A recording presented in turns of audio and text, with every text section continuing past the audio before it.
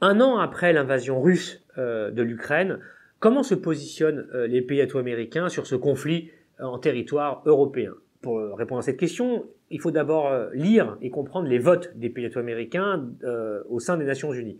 En mars 2022, la plupart des pays atomo-américains ont voté pour la résolution qui s'appelait agression de l'Ukraine. Donc ils condamnaient la Russie pour cette transgression et cette violation de la frontière territoriale avec l'Ukraine.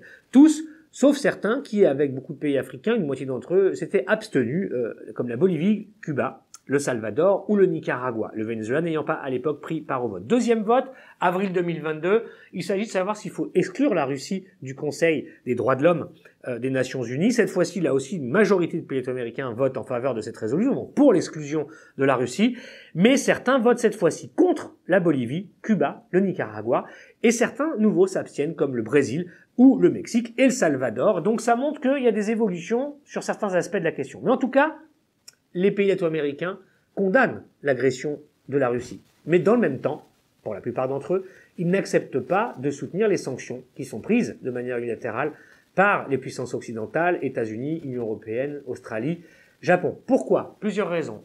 Une position de principe. Les sanctions ne règlent pas les problèmes politiques. On l'a vu en Irak, on l'a vu partout, en Iran, etc. C'est les peuples qui payent les sanctions. Et ça ne résout pas les problèmes politiques et généralement ça radicalise les régimes en place. Donc pour ces pays-là, ce n'est pas la bonne solution. Par ailleurs, ils connaissent le prix des sanctions par rapport à l'embargo cubain. C'est quelque chose sur lequel les pays américains sont toujours contre cet embargo cubain, donc ils ne peuvent pas soutenir des sanctions. Par ailleurs, pour eux, ces sanctions, ils sont en train d'en payer le prix économique, alors qu'ils sortent de la pandémie de Covid-19 à genoux du point de vue économique. Et là, les sanctions qui sont imposées à la Russie posent tout un tas de problèmes aux pays américains, de poussée inflationniste, d'augmentation des prix alimentaires, des prix énergétiques dont ils sont largement consommateurs. Donc ça augmente les coûts de production dans les économies américaines, et ça augmente aussi les coûts de consommation, tandis que les populations, déjà, souffrent énormément. Donc c'est insoutenable de ce point de vue-là, et ils en payent le prix, ils ne veulent pas le payer ce prix-là, et c'est le message qu'ils veulent envoyer aux puissances occidentales. Enfin, les pays américains essayent de se positionner dans un non-alignement que certains considèrent actif. C'est la proposition, par exemple, que fait le président Lula, d'un groupe de pays pour une négociation et pour la paix et la fin des armes en Ukraine.